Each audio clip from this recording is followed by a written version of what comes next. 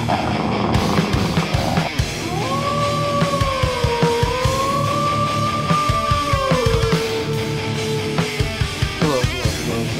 is up? Excuse me.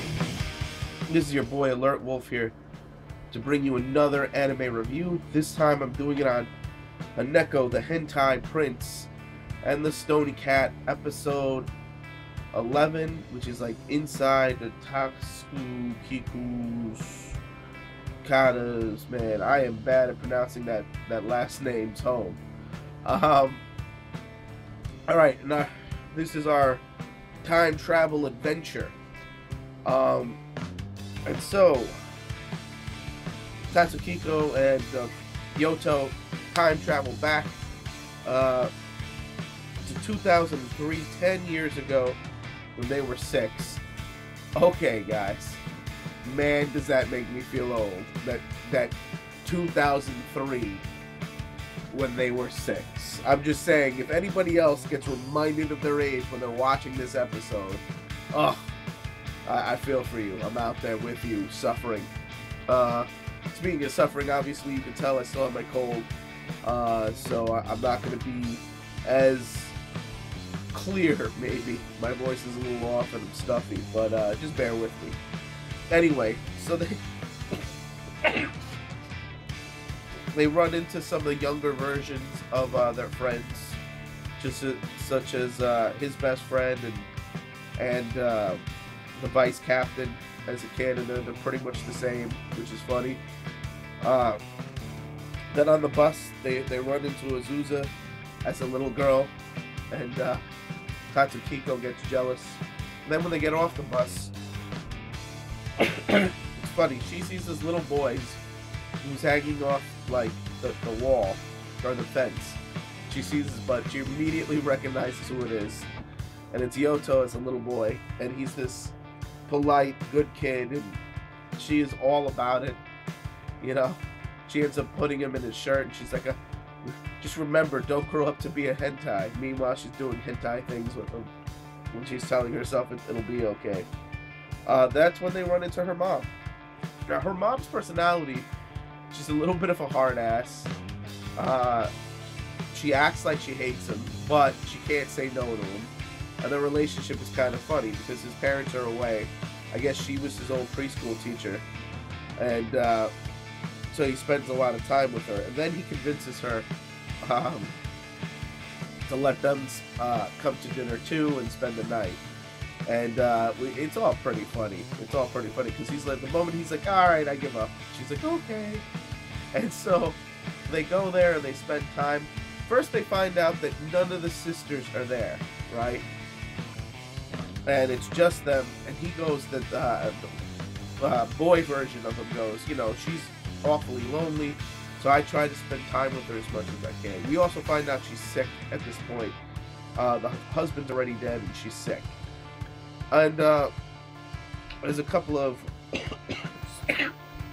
funny scenes during this, you know, and of them eating dinner and all this, and then he runs into her as they go to sleep in her pajamas, and she's wearing like this rat suit to bed. I don't know, like she's a plushie. I don't know. She doesn't actually go to bed. She ends up sewing. She's sewing all night. Not to mention he goes to go to the bathroom and he runs in and finds Tatsukiko changing, even though his younger self tried to warn him. So he kicks his younger self out and he's like, aha, I did it, you know, and then she knocks him out, and it's all pretty funny. He's like, I've lost so many hours. But the next day things really heat up because she's supposed to meet up with her girls for the first time. And she ends up oversleeping, obviously, because she stayed up all night sewing. And the doorbell rings, so Yoto and younger Yoto answer the door. Tatsukiko goes to get her mom. And who is it but baby Tatsukiko, who's adorable. She's eating. Of course she's eating. Munch, munch, munch, and whatnot. And she hands them a thing on where they're staying, Hotel Alive. And then Steel-san comes out, Captain comes out, little Captain, and she's angry at her mom, and she's furious because, you know, this was their attempt to do it, and she didn't come to meet them like she was supposed to, and he ends up doing something and pats her on the head and make her do tongue twisters and stuff, and then younger him is angry at her, and he's like, you're just a spoiled little brat. And then she gets mad and starts throwing rocks at both of them.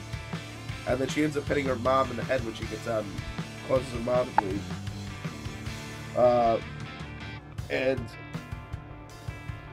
And she runs away in the car.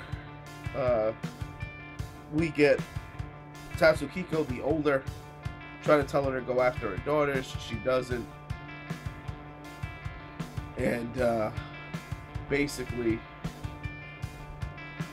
you know, that then we get a scene where Tatsukiko yells at her over this. We go back. They end up drinking together.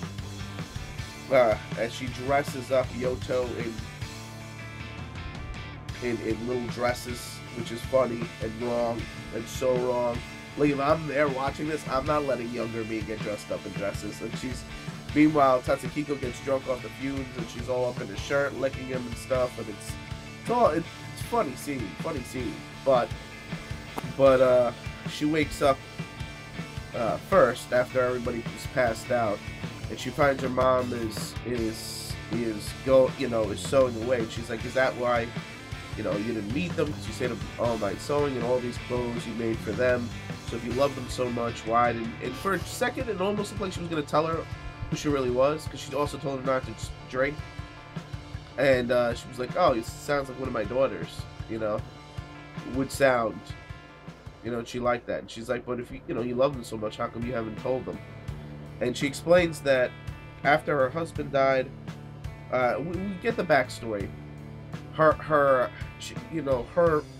husband's family thought of her as a slut who trapped their son, basically, because they had a baby right after high school, and that's why he married her. And that, you know what, that's not to say they didn't love each other, but that's just the reason. So they always thought of her as a whore, basically. And then after her husband died, they went to stay with them for a little while, and she wanted to go get him, and she said things didn't go well, and she wasn't allowed to travel, meaning she got sick, and the doctors wouldn't let her take air travel because it could kill her, you know.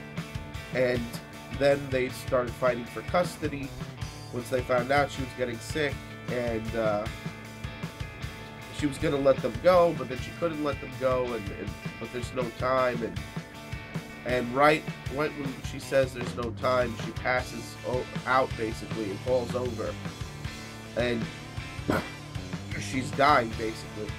And that's how the episode ends, with them trying to rush to her as she dies. Now,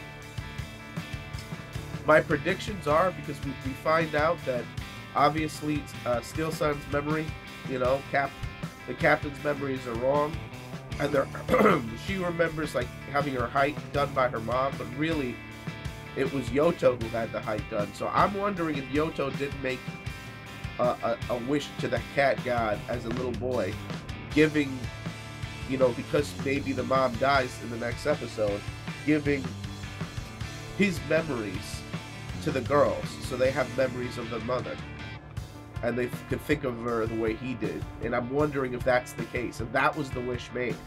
I'm pretty sure that's what happened, but we will see next week to find out. I have to say, this was probably one of the best episodes of this show thus far. I mean, I know there aren't too many left, but this was, to me,